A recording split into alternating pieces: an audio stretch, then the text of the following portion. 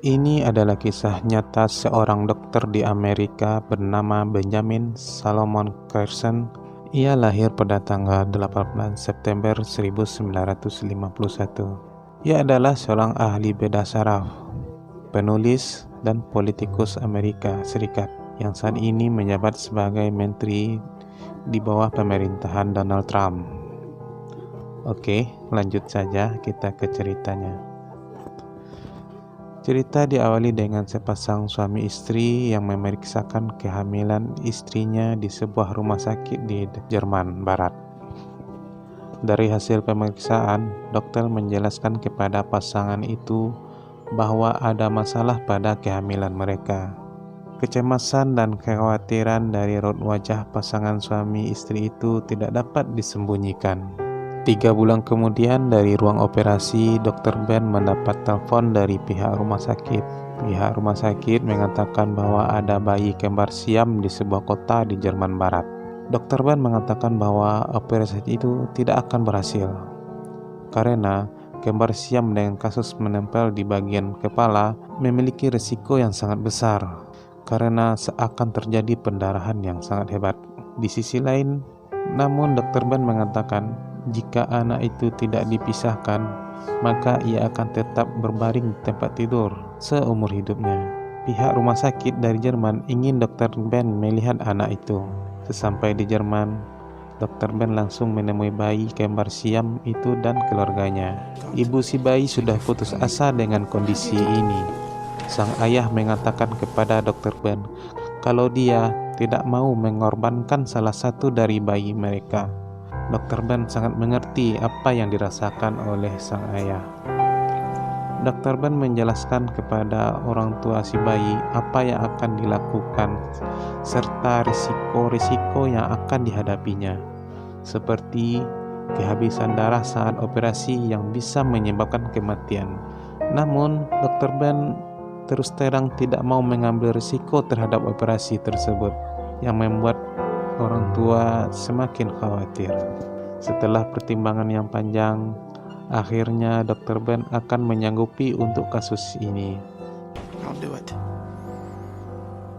Walaupun demikian, Dr. Ben butuh waktu untuk memikirkan lagi cara untuk operasi yang akan dilakukan nantinya. Di saat itulah Dr. Ben teringat kisah masa kecilnya. Di saat dia masih sekolah, dia satu-satunya murid kulit hitam di kelas itu. Perbedaan status sosial masih kental. Dia sering dibully di sekolahnya dan dianggap murid yang bodoh. Ben kecil sering mendapat masalah di sekolah karena perlakuan teman-temannya. Suatu hari orang tua Ben dipanggil karena Ben berkelahi dengan temannya dan nilai Ben yang selalu buruk dalam belajar. Sepanjang perjalanan dari sekolah, ibunya Ben menasihatinya. Ben yang merasa sudah dirinya itu bodoh dan tidak percaya diri lagi di sekolah.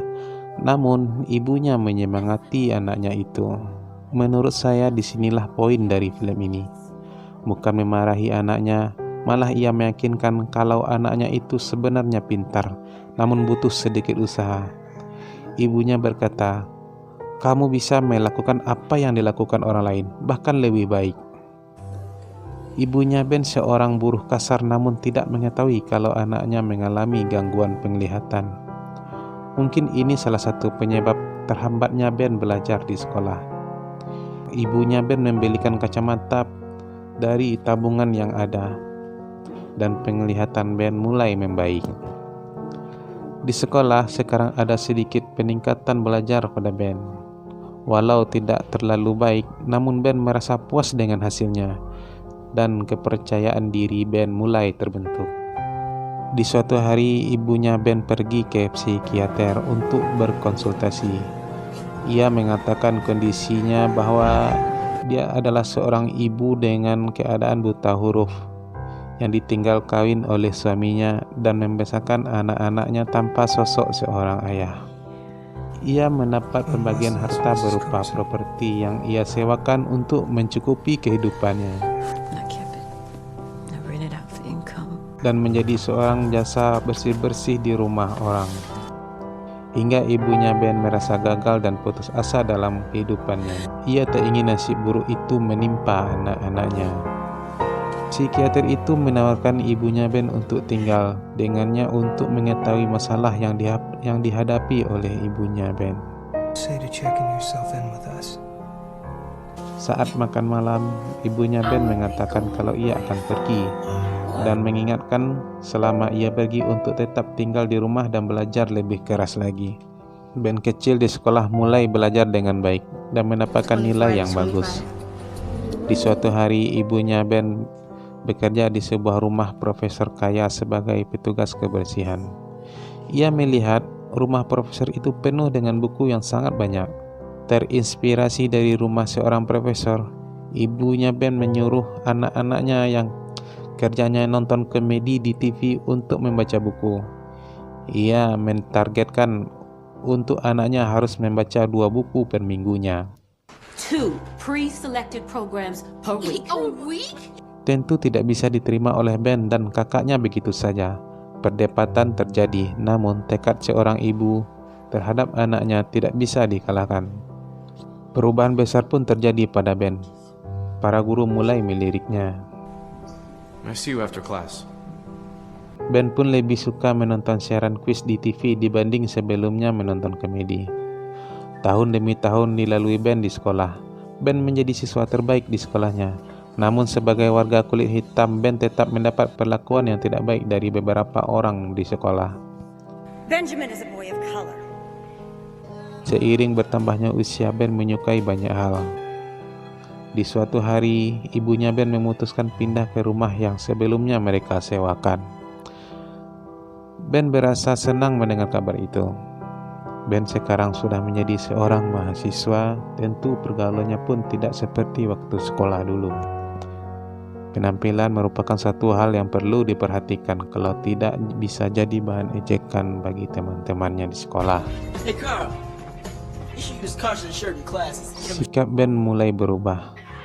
Pertengkaran dengan ibunya yang tak pernah terjadi sebelumnya hingga perkelahian dengan temannya yang hampir menghilangkan nyawa.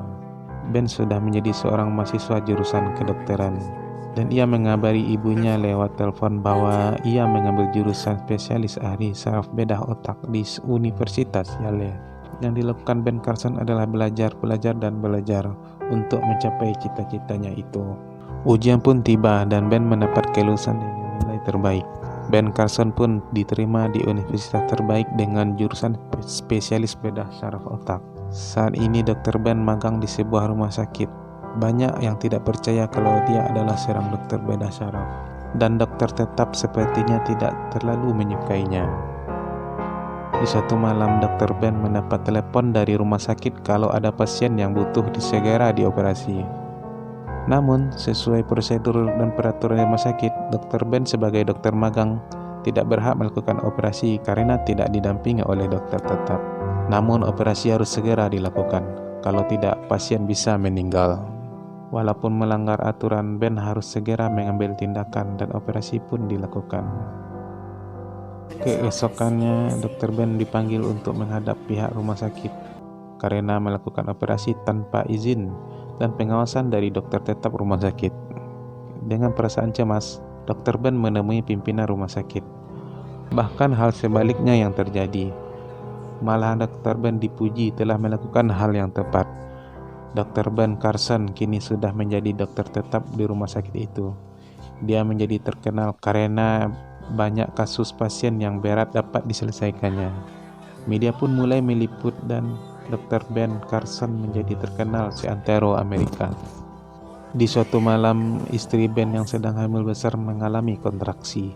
Dengan segera Ben membawanya ke rumah sakit dan langsung ditangani oleh dokter. Namun bayi Ben tidak bisa diselamatkan.